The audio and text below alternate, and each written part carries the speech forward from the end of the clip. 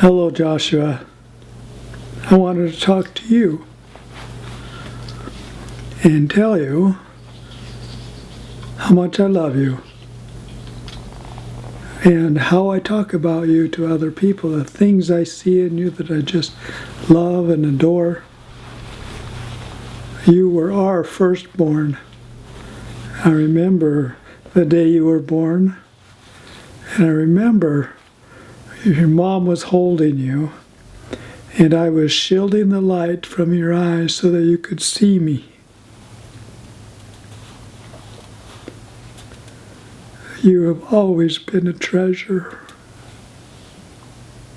You're so big.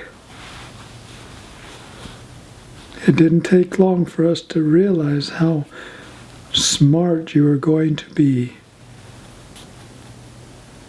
You have an amazing capacity to understand things. Intellectually, you really, really amaze me. It was interesting to watch you as you were little, learning how to walk and exploring the world. I don't know how it was that you got to the point that you couldn't pronounce your S's when you were learning how to speak. It became kind of a family thing to repeat things that you would say, like Tracy Fraser across the street. To you, she was Trey-E. And so we started to call her Trey-E. And we would mimic you a lot. But you have a great sense of wanting to understand how things work.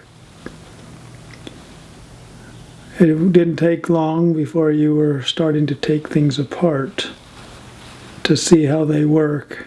That curiosity, I think, is a good thing. Sometimes you couldn't put them back together, and there were some things that we ended up throwing away that you had taken apart.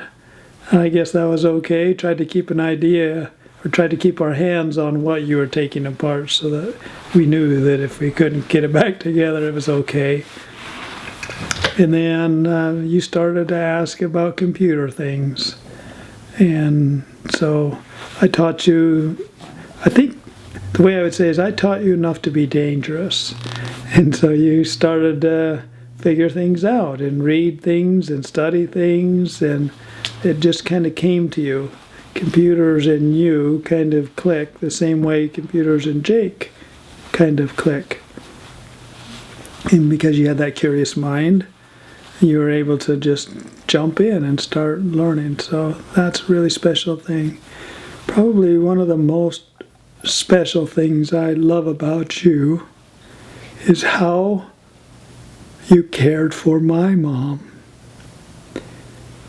So she would come and watch you guys once in a while, and then there was a time in her life when she needed watching.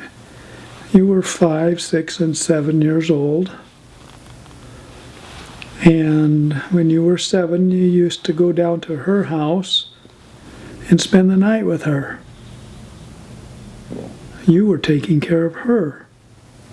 You were kind of afraid of the dark. She would leave a light on. So it worked for both of you. And then in the mornings, you were so helpful with her, helping her walk where she needed to go, whether to the bathroom or to the kitchen. And then in the kitchen, you would help her make breakfast, and eventually got to where you could make her breakfast for her.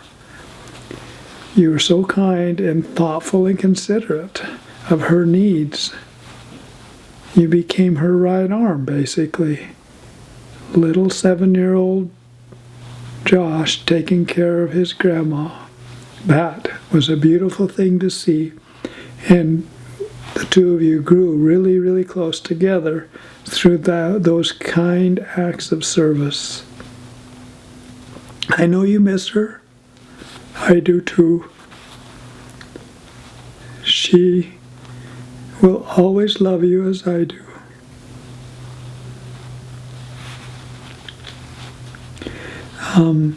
That compassionate side of you is really going to serve you well your whole life. Another thing that I've watched mostly as we moved up here to Camas, is your sense of responsibility. We came up here and you got into the deacon's quorum here, and wasn't long before you were fulfilling your assignments just right on the money, and you became the deacon's quorum president. And in that role, you really showed us some new strength. You really took that job seriously, and you performed admirably. You stepped up, and really, you had a responsibility, and you were doing it, and you were doing a very good job with it. It was something that you wanted to do, and you wanted to do well at, and you did. That was admirable, and many of the adults in our ward have commented to us about how well you did in that role. I remember one time we were sledding. We had gone up to Mount Hood to the Boy Scout Lodge to go tubing, and I was sitting in the snow watching you interact with all of your buddies, and one of the new deacons was kind of walking alone. And I watched you go up to him, put your arm around him, and have a conversation. So later I asked you what that conversation was about, and you said that he was sad and was crying because his hands were cold. Either he had forgotten gloves or had lost his gloves, and you went and put your arm around him and you gave him your gloves. That's the kind of compassion that Jesus would have shown. So that's in you, son.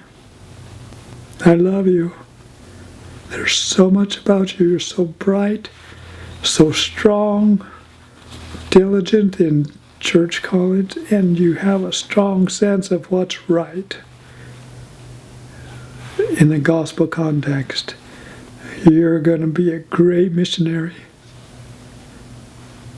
When you were Skyping with friends and were doing indexing, you would get them to index with you. So I know you're going to really be able to do a good job as a missionary in getting people to listen and want to improve.